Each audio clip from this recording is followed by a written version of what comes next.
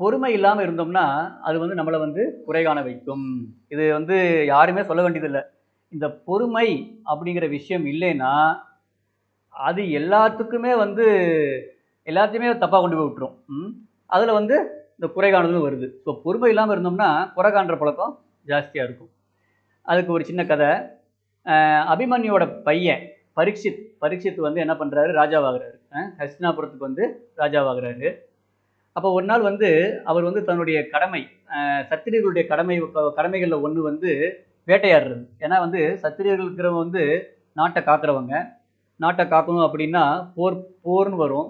போர்ன்னு வர்றப்ப அவங்க போர்ல வந்து சரியா சண்டை போடணும் அப்படின்னா அவங்க வந்து அந்த வேட்டையாடு பயிற்சி மூலமா வந்து தன்னுடைய போர் திறனை வளர்த்துக்கணும். ஸோ அதனால என்ன பண்ணுவாங்க, காட்டுல போய் வேட்டையாடுவாங்க. நல்லா கவனிச்சுக்கோங்க. அவங்க வேட்டையாடுறது அவங்களுடைய கடமையாகிய மக்களை காப்பதற்கான செயலை செய்வதற்காக, தன்னுடைய திறமையை வளர்த்துக் கொள்வதற்காக வேட்டையாடுறாங்க. போய் அடிச்சு அதை சாப்பிட்றதுக்காக இல்லை. அந்த வேட்டையாடி அதை வந்து சாப்பிடணும் அப்படின்னு நினைக்கிறது பாவம். ஆனா அவங்க பண்றது வந்து தங்களுடைய கடமையை செய்வதற்காக ஒரு பயிற்சியில் ஈடுபடுறதுனால அது பாவம் கிடையாது. சரிங்களா? ஸோ அவங்க என்ன பண்றாங்க, அதை காட்டுல போய் அவர் வந்து அது மாதிரி வேட்டையாடிட்டு இருக்கிறப்ப தன் கூட வந்தவர்கிட்ட இருந்து பிரிஞ்சிடுறாரு. வேட்டையாடுறப்ப ஒவ்வொருத்தரும் ஒரு பக்கம் பிரிஞ்சு போயிடுறாங்க. இவர் வந்து வழி தவறி வந்துடுறாரு. அப்போ வந்து அவருக்கு வந்து பயங்கர தாகமா இருக்குது.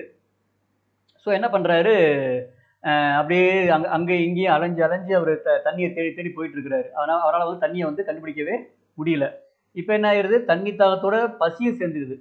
ஸோ கடைசியாக வந்து அவர் அப்படியே அலைஞ்சிக்கிட்டு இருக்கிறப்ப எங்கே பண்ணுறாரு, ஒரு சின்ன குடிலுக்கு வராரு, ஒரு சின்ன ஆசிரமத்துக்கு வராரு. அங்கே வந்து ஒரு முனிவர் வந்து மரத்துக்கு கீழே உட்காந்து தவம் பண்ணிட்டு இருக்கிறாரு.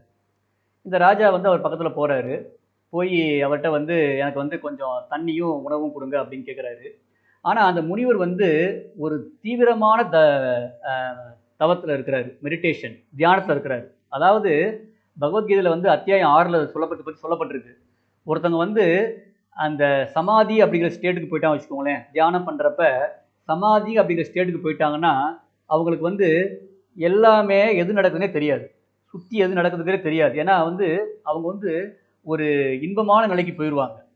சரிங்களா? அவங்க வந்து சுற்றி என்ன நடக்குது ஏது நடக்குது எதுவுமே அவங்களுக்கு தெரியாது. ஸோ இந்த முனிவர் வந்து அந்த மாதிரி சமாதி ஸ்டேட்டில் இருக்கிறதுனால அவருக்கு வந்து இந்த பரீட்சித் மகாராஜ் வந்ததோ, அவர் வந்து உணவோ இல்லை தண்ணியோ கேட்குறதோ அவருக்கு சுத்தமாக தெரியவே இல்லை. ஆனால் பரீட்சித் மகாராஜுக்கு என்னன்னா, அவருக்கு வந்து பயங்கர தாகம், பசி. யூஸ்வலாகவே நமக்கு தாகமும் பசி இருந்தால் என்ன ஆகும், தேவையில்லாமல் டென்ஷன் வரும். ஸோ அதனால் என்ன ஆயிடுச்சு, அவர் வந்து டக்குன்னு பொறுமையை விட்டுறாரு. பரீட்சித் மகாராஜ் பொறுமையை விட்டுறாரு. அவருக்கு வந்து தெரிஞ்சிருக்கணும், ஒரு முனிவர் தவத்தில் இருக்கிறாரு அப்படின்னா தவத்தை கலைக்கக்கூடாதுங்கிறது தெரிஞ்சிருக்கணும். ஆனால் இவருக்கு என்ன பிரச்சனை, இவருக்கு பசி தாகத்தில் எல்லாமே கண்ணை மறைச்சிருச்சு. ஸோ முனிவர் தவத்தில் இருக்கிறாரு அப்படிங்கிறது கூட இல்லாமல் அவரை போய் டிஸ்டர்பும் பண்ணிட்டு அவர் வந்து எந்திரிக்கல அப்படின்னவனே என்ன பண்ணுறாரு, பொறுமை இழந்துடுறாரு. பொறுமை இழந்தவனே என்ன நினச்சிக்கிறாரு, அது எப்படி இந்த முனிவர் வந்து நான் வந்தது கூட தெரியாமல் எனக்கு வந்து மரியாதை கொடுக்காம அவர் தவத்தில் உட்காந்துருக்கலாம், என்ன எப்படி மரியாதை எனக்கு வந்து மரியாதை கொடுக்கலாம இருக்கலாம் அப்படின்னு சொல்லிட்டு அவர் மேலே புற கண்டுபிடிக்கிறார். உடனே என்ன பண்ணுறாரு, அவர் எப்படியாவது அவமதிக்கணும் அப்படின்னு சொல்லிட்டு பக்கத்தில் கிடக்கிற ஒரு செத்த பாம்பை வந்து அவருடைய அந்த கத்தியில் அப்படியே எடுத்து அதை என்ன பண்ணிடுறாரு, முனிவரோட தலையை சுற்றி ஒரு மாலை மாதிரி போட்டு விட்டுறாரு. இப்படி அவரை இன்சல்ட் பண்ணி விட்டுவிட்டு போயிடுறாரு. ஆனால் முனிவருக்கு எதுவுமே தெரியாது. பரீட்சித் மகாராஜ் வந்ததும் தெரியாது, அவர்கிட்ட சாப்பாடு கேட்டதும் தெரியாது, தண்ணி கேட்டதும் தெரியாது, அவர் ஒரு செத்த பாம்பு தூக்கி தலையில் போட்டு விட்டதும் தெரியாது. அவர் வந்து அவர் ஒரு தியான நிலையில் பேரானந்த நிலையில் அவர் இருக்கிறாரு. ஸோ ஆக்சுவலாக வந்து பார்த்தீங்கன்னா நம்மளும் தியானம் பண்ணுறப்ப இந்த அளவுக்கு இல்லைனாலும் இதில் ஓரளவுக்காக நம்ம வந்து மனசை வந்து கட்டுப்படுத்தி தியானம் பண்ணணும். ஸோ அந்த மாதிரி நம்ம வந்து சரியாக தியானம் பண்ணோம் வச்சுக்கோங்களேன், நம்ம மனசில் இருக்கிற எல்லா எண்ணங்களும் போய் அந்த இறை உணர்வில் இருக்கிறப்ப வந்து பார்த்தீங்கன்னா ஒரு ஒரு சந்தோஷம் கிடைக்கும், ஒரு நிம்மதி கிடைக்கும். சரிங்களா? ஸோ அதை வந்து அடையிறதுக்கு நம்ம எல்லாருமே முயற்சி பண்ணணும். ஸோ இப்போ போயிட்டார் பரீட்சித் மகாராஜ், என்ன பண்ணிட்டாரு, அந்த செத்த பாம்பை தூக்கி அந்த முனிவரோட தலையை சுற்றி மாலையாக போட்டுட்டு போயிட்டார். அந்த முனிவரோட பையனுக்கு வந்து, அவன் பையன் பேர் வந்து சிங்கின். அந்த பையனுக்கு வந்து இந்த மாதிரி பரீட்சித் மகாராஜ் வந்து இந்த மாதிரி வந்து அவங்க அவங்க தந்தையாருடைய தலையை சுற்றி ஒரு செத்த பாம்பை போட்டு போயிட்டாரு தெரிய வருது. உடனே அவனுக்கு பயங்கர கோவம் வந்துடுது. பயங்கர கோவம் வந்தவுடனே அவன் என்ன பண்ணுறான், பரீட்சித் மகாராஜ் வந்து சாபம் கொடுக்குறாப்புல.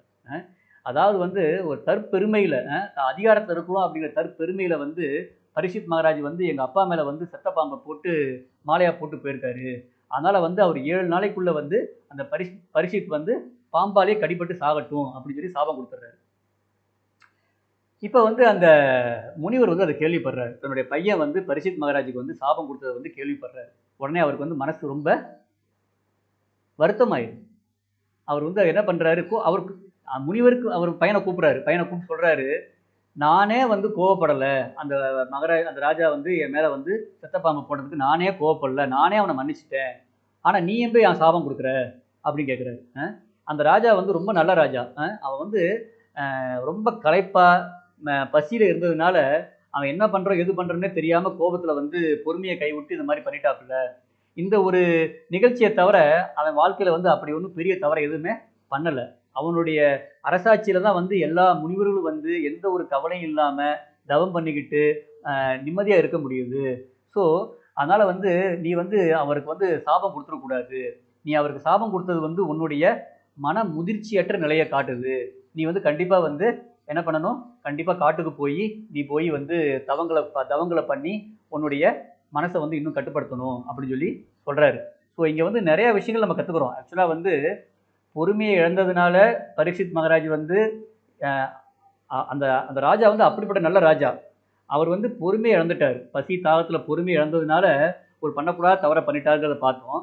அதே மாதிரி அந்த முனிவர் வந்து அவர் வந்து அந்த சமாதி நிலைக்கு போகக்கூடிய அந்த தியானம் பண்ணக்கூடிய முனிவருங்கிறதுனால அவரால் வந்து பரீட்சித் மகாராஜ் மேலே ஒரு கோபமே வரல. பார்த்தீங்களா, அவர் மேலே செத்த பாம்பை போட்டு போயிருக்கிறாரு. அது அதை பற்றி கண்டுக்கவே இல்லை. அவர் வந்து அதை மன்னிச்சு விட்டுறாரு.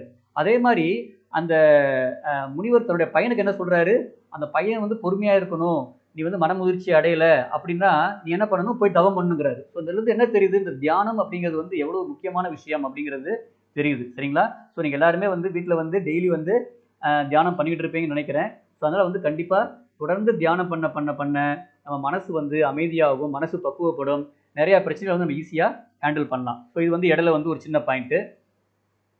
ஸோ இப்போ என்ன பண்ணுறாரு, அந்த முனிவர் என்ன பண்ணுறாரு, இது மாதிரி வந்து தன்னுடைய பையன் வந்து பரீட்சித் மகாராஜுக்கு வந்து சாபம் கொடுத்துட்டாப்புல அப்படின்னு சொல்லி தெரிஞ்ச உடனே என்ன பண்ணுறாரு, தன்னுடைய சிஷ்யனை கூப்பிட்டு நீ போய் பரீட்சித் மகாராஜ் போய் பார்த்து என்ன நடந்துச்சுங்கிறத சொல்லு அப்படிங்கிறாரு. உடனே அவருடைய சிஷ்யனு வந்து என்ன பண்ணுறாரு, பரீட்சித் மகாராஜை பார்க்க போகிறாரு.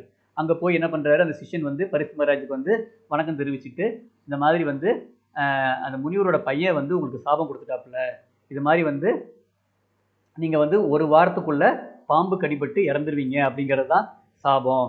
அதனால் வந்து முடிஞ்ச வரைக்கும் உங்களை தற்காத்து கொள்வதற்கான ஏற்பாடுகளை பண்ணுங்க அப்படின்னு சொல்லி சொல்கிறாப்புல. இப்போ வந்து பரீட்சித் மகாராஜ் வந்து அந்த மெசேஜை அந்த தகவலை கேட்குறாரு, தனக்கு சாபம் கிடைச்சிருக்கிறத கேட்குறாரு. கேட்டவுடனே இந்த சமயத்தில் வந்து அவர் வந்து பொறுமையை கைவிடலை. அதனால் என்ன பண்ணுறாரு, அவர் வந்து அந்த முனிவர் மேலேயோ முனிவருடைய பையன் மேலேயோ அவர் வந்து கோவப்படலை, குறை கண்டுபிடிக்கல, கோவப்படலை. அதுக்கு மேலே என்ன நினைக்கிறாரு, அவர் பண்ண தவிர்த்தா வருந்துறாரு. இந்த பொறுமையை கைவிடாததுனால இப்போ வந்து அவர் வந்து அவங்க மேலே குறை கண்டுபிடிக்காம அதுக்கு பதிலாக அவர் பண்ண தவறத்தான் வந்து நினச்சி வருத்தப்பட்டுட்டு என்ன பண்ணுறாரு, நீங்கள் போய் இந்த முனிவர்கிட்ட போய் என்னுடைய வணக்கங்களை தெரிவிங்க, என்னுடைய மன்னிப்பை தெரிவிங்க அப்படின்னு சொல்லிட்டு என்ன பண்ணுறாரு, தன்னுடைய மந்திரிகளை கூப்பிட்டு இந்த விஷயத்த சொல்கிறாரு. ஸோ உடனே என்ன பண்ணுறாங்க, அவங்களாம் என்ன பண்ணுறாங்க, அவருக்கு வந்து ஒரு அட்வைஸ் கொடுக்குறாங்க. இது மாதிரி வந்து நீங்கள் வந்து ஸ்ரீமத் பாகவதம் உங்களுக்கு ஒரு வாரம் தான் டைம் இருக்குது அப்படிங்கிறதுனால நீங்கள் வந்து ஸ்ரீமத் பாகவதத்தை கேளுங்க. அது வந்து உங்களுக்கு வந்து பிறப்புலேருந்து விடுபட்டு உங்களை வந்து கிருஷ்ணர்கிட்ட கொண்டு போகும் அப்படின்னு சொல்லி சொன்ன உடனே அவர் என்ன பண்ணுறாரு, சுகதேவ கோஸ்வாமிகிட்ட இருந்து ஸ்ரீமத் பாகவதம் கேட்குறாரு.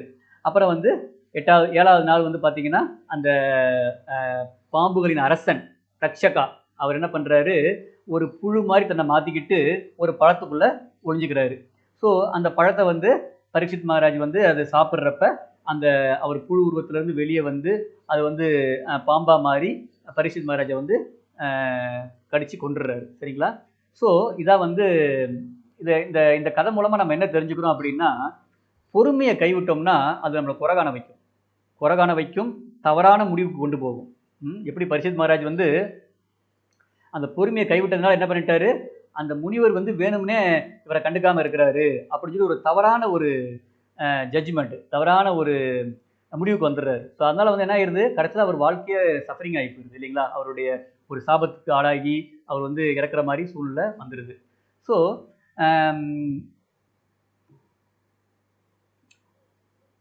அதே மாதிரி அதே பரிஷித் மகாராஜே அந்த முனிவருடைய சிஷ்யன் அவர்கிட்ட வந்து இது மாதிரி முனிவரோட பையன் வந்து உங்களுக்கு வந்து சாபம் கொடுத்துருக்காப்புல அப்படின்னு சொன்னப்ப அவர் வந்து பொறுமையை இழக்கலை.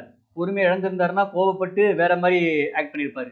பொறுமையை இழக்காம இருந்ததுனால அவர் வந்து என்ன பண்றாரு, சரி ஓகே நம்ம தப்பு பண்ணிட்டோம், அந்த தப்புக்காக நமக்கு வந்து இந்த தண்டனை வந்திருக்குது, இப்போ என்ன பண்ணலாம், எப்படி வந்து நம்ம வந்து ஒரு வாரத்துக்குள்ள நம்ம வந்து எப்படி வந்து நம்மளுடைய வாழ்க்கையை சரி பண்ணிக்கிட்டு நம்ம இறைவனை போய் அடையலாம் அப்படின்னு சொல்லி தெளிவாக அவரால் யோசிக்க முடியுது. ஸோ அதனால் வந்து இந்த பொறுமை அப்படிங்கிறது வந்து நம்ம இழந்தோம்னா எல்லாத்தையும் குறை கண்டுபிடிக்க தோணும். இந்த பொறுமையை இழக்காமல் இருந்தோம்னா நம்ம வந்து தெளிவாக சிந்திச்சு நம்ம வந்து குறை கண்டுபிடிக்காம அடுத்து என்ன பண்ணணும் அப்படிங்கிறது நம்ம வந்து நம்மளால ஃபோக்கஸ் பண்ண முடியும். சரிங்களா? ஹரே கிருஷ்ணா.